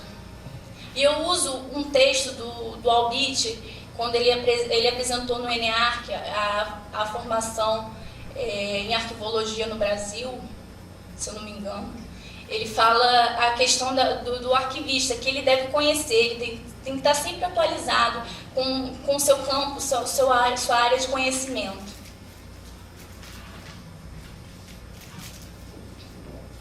Então, o pensamento arquivístico, né, o que diferencia nós, alunos, futuros profissionais, de um profissional que trabalhe na organização de alguns acervos? O pensamento arquivístico, isso que nos diferencia, porque sem uma formação... pensamento arquivístico nos diferencia de outros profissionais que atuam na organização de arquivos, sem uma formação acadêmica em arquivologia.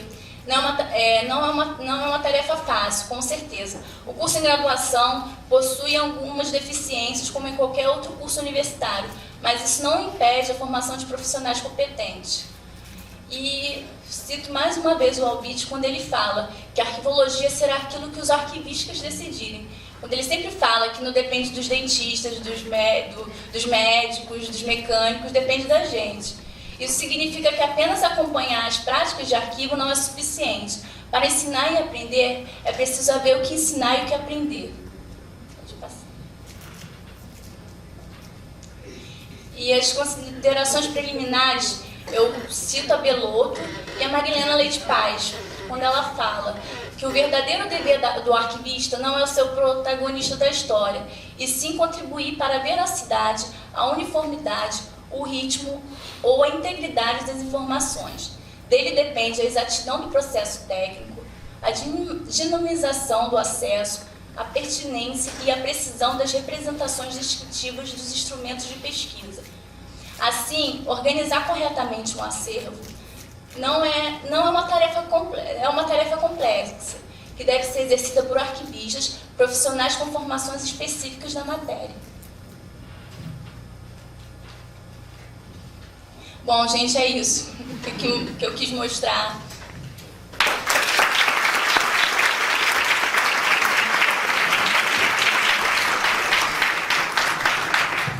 Parabéns, Juliana, e eu quero dizer para você que, a partir da sua temática, o arquivista, frente aos desafios encontrados na conquista do seu espaço físico, eu quero dizer que você, no decorrer da sua pesquisa, você de fato vai cumprir um desafio, qual seja, de impactar esse ambiente no sentido de que a UERJ possa valorizar mais esse profissional e, de repente, parar de perguntar o que, pelo menos lá, é provável que a gente pare de perguntar o que a partir da sua pesquisa. Meus parabéns.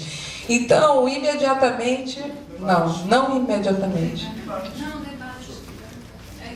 Sim. No fim, a gente vai ter um sorteio. Porque na altura do campeonato, no fim. Então, passemos imediatamente aos debates. Quero agradecer bastante as 4 apresentações. Eu quero dizer que eu estou extremamente orgulhosa com o Arquivo Geral, com os nossos alunos, e vamos aos debates. E, no fim, o sorteio. Não é possível, todos entenderam eu vou tudo. fazer uma pergunta. Marcelo Siqueira. Marcelo não entendeu. Por favor, Marcelo.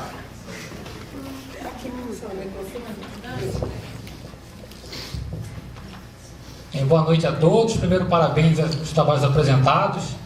É muito interessante, a gente percebe a cada jornada que a gente vê, a cada encontro, que os trabalhos vêm melhorando, principalmente na questão teórica, metodológica. A gente vai percebendo um crescimento disso, isso é muito importante. E eu queria fazer um comentário e depois um questionamento para a Juliana. Trabalho bem interessante.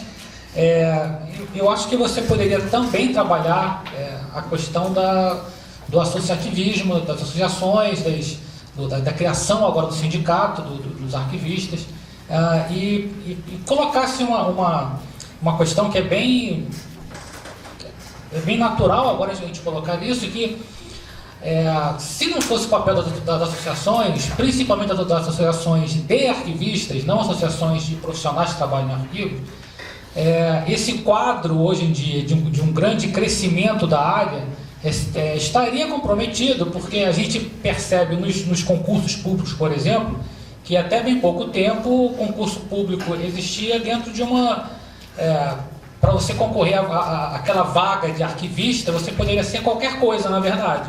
Então, eu me lembro de um concurso da Fiocruz, de 2 ou 3 anos atrás, em que era um concurso para arquivista.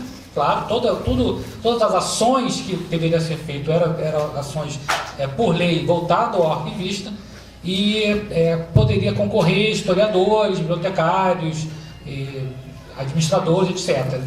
A AERJ, a Associação dos Arquivistas do Rio de Janeiro, entrou, como ela vem sempre fazendo, denunciando, e aí, em virtude da lei, você não tem como estabelecer nada ao contrário, foi mudado o edital.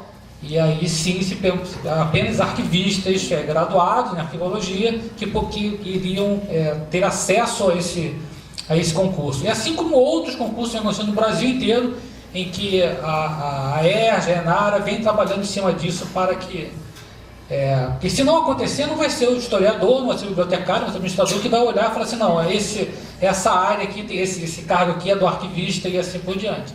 Quando a gente vê professores...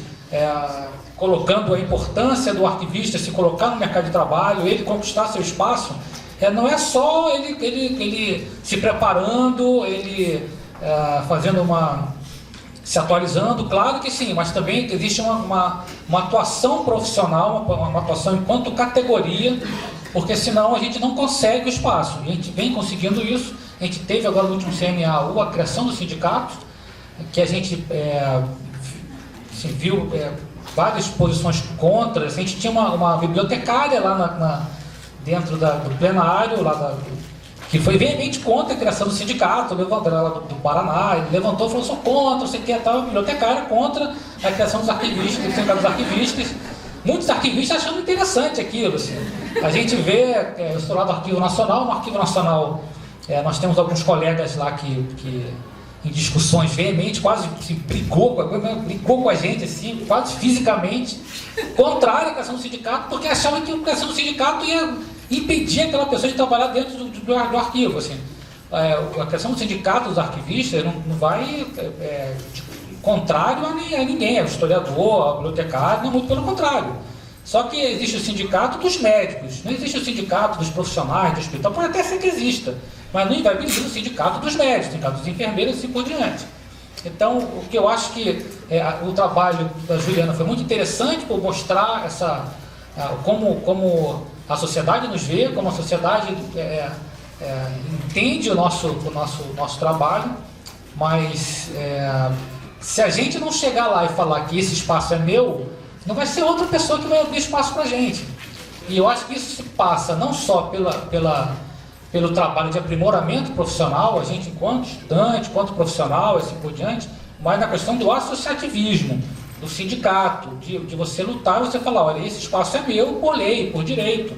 Então, o historiador tem o espaço dele, o bibliotecário tem o espaço dele, o museólogo assim por diante. E o arquivista tem o espaço dele reservado por lei. Eu acho que você poderia também trabalhar, pelo menos dar um cenário sobre isso. Não sei se esse também é o seu interesse para trabalhar nisso, mas eu acho que seria interessante essa luta das associações, dos sindicatos para o fortalecimento da nossa área. Não, isso com certeza. Eu tinha pensado em colocar na minha monografia, né? Escrever na minha monografia. E também esse tema, assim, não tem o objetivo de afetar alguém, assim, não tem. Tanto que eu fiquei preocupada também, né, quando eu conversei com a assessora da gerência administrativa lá da Ancine, falando sobre sobre o meu tema, enfim. E aí, porque por mais que às vezes não tenha arquivista nesses locais, às vezes está atendendo, né, a necessidade deles, não é relevante para eles a contratação. É importante para a gente, é importante para a gente ter nosso espaço, né? Mas isso também cabe a nós, vamos dizer, lutar por ele. Sim.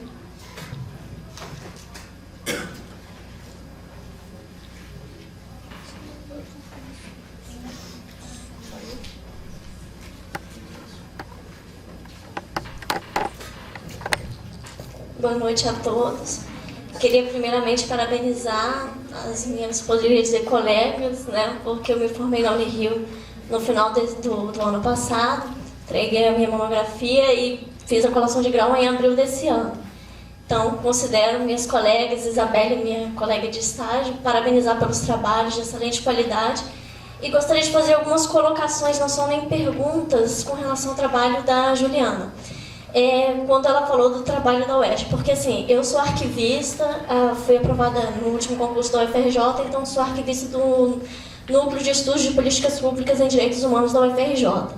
E também sou estudante de jornalismo da UERJ. Então, o que ela falou me tocou muito, porque quando eu entrei na UERJ, existem não só esse, mas assim, inúmeros projetos de memória e organização de documentação em que eles buscam bolsistas de jornalismo, história e desconhecem muitas vezes a atuação do arquivista. Tenho experiência do próprio jornalismo. Existem, desde esse ano, a UERJ está em greve agora, mas no começo desse ano tiveram 4 projetos ligados à organização de arquivos e com relação à construção de memória, em que eles foram buscar estudantes de jornalismo para organizar a documentação. E 4 desses projetos, e que é engraçado porque assim, as instituições, ao procurarem a UERJ ela chegava no curso de jornalismo, os professores procuravam estudantes de jornalismo, e quando eu ia me colocar, porque eu sou arquivista e tal, eles achavam, todos os meus professores de jornalismo conhecem. É engraçado, e ao mesmo tempo contraditório, né? Muitos não conhecem, mas todos os meus professores de jornalismo, eles conhecem. Poxa, mas você é arquivista, que sensacional, que ótimo, você tem que entrar para esse projeto. Infelizmente, por serem bolsas de extensão e eu trabalhar, eu não podia participar. Então, assim, os meus professores conhecem, praticamente todos eles, qual é a atuação desse profissional, a importância desse profissional. Dentro da própria UERJ existem vários projetos em que eles buscam estudantes de jornalismo e de história. Um projeto recente que foi aprovado é a organização do acervo iconográfico do Jornal do Brasil, e eles não procuraram fazer uma parceria. Não tem, Carol. O problema da UERJ é que ela dá emprego para os alunos dela. Pois é, exatamente. Se na a UERJ não tem arquivologia, ela não vai buscar. Há um desconhecimento, assim, porque o projeto isso, das instituições, por exemplo, como o Jornal do Brasil, de buscar apoio na UERJ, que são estudantes de jornalismo e história. Então há esse desconhecimento dessas instituições. E a UERJ, ela, como a Ana Celeste colocou, ela dá oportunidade para os seus estudantes que são de história e jornalismo. Ela vai fazer um projeto e vai chamar estagiário de outra universidade. Ela não, a geração, quer dizer... Isso não acontece por parte das instituições de virem buscar apoio na Unirio por desconhecerem o curso de arquivologia. E os professores, por exemplo, do curso de jornalismo, nesses 4 projetos aprovados para esse ano, eles conhecem o profissional, mas aceitam colocarem na organização dos acervos estudantes de jornalismo. E também recentemente teve a jornada de iniciação científica e de extensão da UFRJ, e eu fui assistir alguns projetos porque tinha muitas bolsistas lá do NEP, que é o Núcleo de Estudos de Políticas Públicas, e várias apresentações, vários projetos de extensão e de iniciação científica dos cursos de Biologia, Geografia, Nutrição, Odontologia, estão ligados à organização de acervos. E com bolsitas de Biologia, de Odontologia. Eu assisti vários trabalhos que, mas isso aí o que eles estão fazendo seria o trabalho de uma arquivista. Então, se por um lado há um desconhecimento, por outro lado, eu já vejo que há avanços nesse sentido. O fato dos meus professores conhecerem, eu acho isso muito bom, eles conhecem a importância. Eu falo, não, mas você não pode entrar nem por fora para poder ajudar, para poder orientar esses alunos. E também no UFRJ, o que eu vejo é que é o seguinte, os lugares onde eles conseguem aprovar, ter o cargo de arquivista é um lugar assim privilegiado. Eu vejo pelo caso do NEP, existem várias unidades, a escola de educação que já tem uma arquivista, mas precisava de mais arquivistas, e várias unidades, vários centros precisando de arquivista não conseguiram aprovação.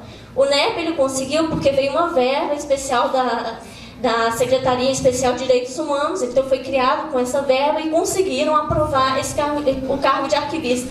E lá no UFRJ, muitos conhecem, poxa, o NEP é um privilegiado, poxa, infelizmente até hoje, eu não sei quantos anos a gente está pedindo arquivista e não consegue. Então, assim, eu acho que tem algumas questões que nós já conseguimos avançar, eu acho isso positivo. E o que eu quero reforçar é que depende de nós mesmos, da nossa atuação profissional, um conjunto de coisas, as associações, como o Marcelo citou, ontem a apresentação das pessoas responsáveis pelos arquivos nas políticas públicas de arquivo, todas essas políticas elas estão integradas, tem essa questão dos recursos humanos, de se valorizar o profissional de arquivo nessas políticas, e a nossa atuação desde o momento do estágio é muito importante, nós nos colocarmos não como organizador de papéis, mas efetivamente ocupar o espaço que é nosso de arquivista, de gestor, nós temos formação para isso. Eu acho que o caminho é esse. É só isso que eu gostaria de colocar. Obrigada.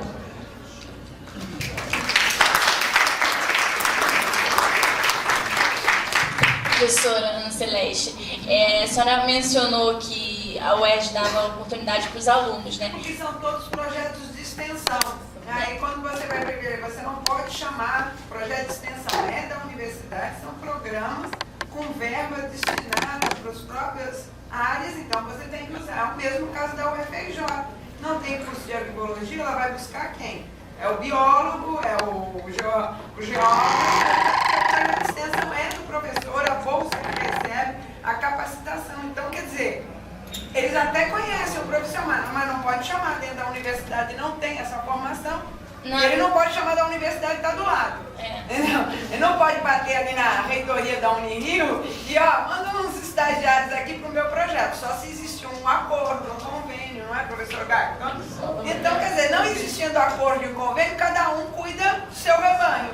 Então, a UFRJ e a UERJ só vão trabalhar com profissionais. Não, é porque eles chamaram para a realização desse projeto 2 museólogos. E na UERJ não tem museologia. Mas normalmente acontece mais fora, como por exemplo o projeto do... Mas deve ter algum convênio. Com certeza. Deve ter algum convênio da UERJ. De repente, esses museólogos pertencem até à Prefeitura de São Gonçalo. Faz a pesquisar. Uma outra coisa também, eu até citei na apresentação, quando eu trabalhei com os acervos no Arquivo Nacional, eu não era estagiária de arquivologia, eu era estagiária do curso de História. Eu fiz na Universidade de Gama Filho e lá não tem um curso de arquivologia.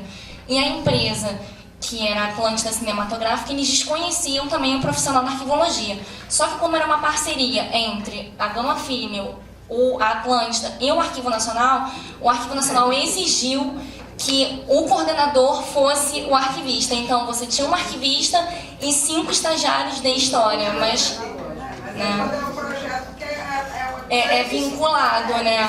Agora, no fundo, na época eu achei muito bom, né? Não tinha estágio, A Helena fez um comentário aqui, Heloísa Helena fez um comentário aqui que eu acho que é pertinente que a gente possa ouvir. É porque essa situação ocorre também com a museologia. Você estava colocando que muitas pessoas desconhecem o curso. O nosso curso, na verdade, ele só começou a ser conhecido na década de 90. Até então, quando você falava que você cursava museologia, as pessoas associavam alguma coisa ligada à música, perguntavam qual instrumento que você estava se especializando. O jornal O Globo, na década de 90, ele tinha um jornal ligado ao vestibular, onde os alunos poderiam escrever, tirando dúvidas sobre o curso que pretendiam cursar, quais as universidades que ofereciam. E uma pessoa escreveu, um aluno escreveu perguntando informações sobre o curso de museologia. A chamada do jornal O Globo foi a seguinte: Espanando Pó, para explicar o que era o curso de museologia. Na época, o professor Mário Chagas, que ainda é professor da Escola de Museologia aqui da Unirio, escreveu uma bela carta aberta ao jornal O Globo, pedindo maior respeito pelo profissional. Mas você vê, um jornal, na década de 90, fez uma chamada, entendeu? Considerando. E nós passamos pelos mesmos problemas, porque você encontra pessoas que não são da área trabalhando, atuando na função de museólogo. Isso é o que você mais encontra hoje em dia. Para você montar qualquer tipo de exposição, você, quando vai olhar a ficha técnica, você vê o nome de vários profissionais. Geralmente não tem nenhum museólogo. E aí ocorrem diversos problemas. A exposição, muitas vezes, ela é belíssima, mas a luz é inadequada, o acondicionamento, o suporte foi totalmente inadequado, a explicação técnica para aquela peça que está sendo exibida também é inadequada. Então, realmente, eu acho que o museólogo, o arquivista e o bibliotecário, ele precisa cada vez mais marcar a posição. Agora, é muito difícil, porque ainda são cursos relativamente novos para a maior parte das pessoas. Mas não é uma problemática apenas, entendeu, da arquivologia. Bom, alguém mais? Oi, vem cá. Pode ser daqui rapidinho? Pode ser daqui? Porque você está filmando, né? É importante. Boa noite, meu nome é Thiago, sou lá do Arquivo Nacional. Queria fazer uma pergunta para a Heloísa. Você falou em tombamento dos suportes do Arquivo Geral, isso. Tombamento do acervo. Todos os fundos de coleções que compõem o acervo geral, essa é a primeira pergunta, ou não, são determinados fundos de coleções, e se esse tombamento vai ser parecido com o modelo que o CONARC faz lá no Arquivo Nacional, que é tombar de acordo com o interesse público social, ou não, se é pelo IFAM. Como é que, não, o tombamento... Comarc. Não, o tombamento proposto foi um tombamento a nível municipal, mas nós seguimos o modelo justamente do Arquivo Nacional. O principal objetivo ao tombar o acervo do arquivo é justamente garantir que aquela documentação continue sob a guarda do Arquivo Geral da cidade. Esse é o principal objetivo do pedido do tombamento. Ele já foi aprovado em várias instâncias, está na Procuradoria-Geral do município, que é a última instância, aprovando, o prefeito assina e sai esse decreto publicado no Diário Oficial. Isso garante, até para que no futuro nós possamos também pedir um tombamento a nível estadual também desse acervo. É todo acervo? Todo acervo. Não é o prédio, nós não estamos pedindo porque ocorreram algumas dúvidas, porque o prédio do Arquivo Geral da Cidade ele foi construído na década de 70 especificamente para ser arquivo, mas nós nesse momento não estamos pedindo o tombamento do prédio, e sim do acervo. Eu tenho uma pergunta também para ela. Vocês vão abrir concurso quando? Essa pergunta do Flávio, eu estou colando de ontem. Olha, com muita dificuldade, nós realizamos nesse último ano agora um concurso que ele contemplou vagas para arquivistas e bibliotecários. Infelizmente, não foi possível abrir vagas para museólogos. E o que aconteceu é que nós tivemos, no início, eram 5 vagas, mas nós conseguimos ampliar esse número de vagas, 16 arquivistas foram aprovados. Como nós estamos passando por um período de mudança, né, um novo prefeito, uma nova gestão inicia agora em janeiro de 2009, nós estamos aguardando a chamada, a convocação desses arquivistas ainda entre janeiro e fevereiro. O que nós lamentamos é que não foi possível formar um banco de reservas, porque nós conseguimos fazer um banco para bibliotecários. Foram 23 aprovados, mas existem vários aprovados no banco ainda, mas só existem 23 vagas, mas nós temos esse banco. E arquivistas, só 16 foram aprovados.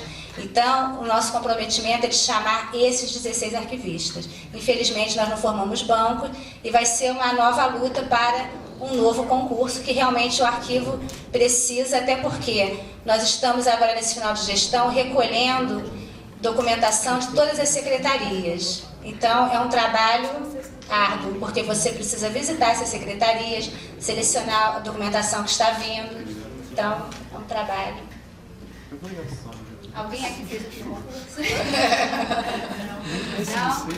Mas a perspectiva é bem boa, né? Alguma outra questão? Não? Oi? Ah, tá, por favor. Eu tenho a maior honra de passar a palavra para a diretora da Escola de Arquivologia para os pronunciamentos finais. Não, só agradecer a presença de todos que falaram, da Heloísa, que veio representando a Beatriz Costinelli, as alunas que apresentaram também o trabalho. Agradecer mais uma vez a presença de todo mundo que está aqui e até a próxima, no ano que vem. Preparem seus trabalhos.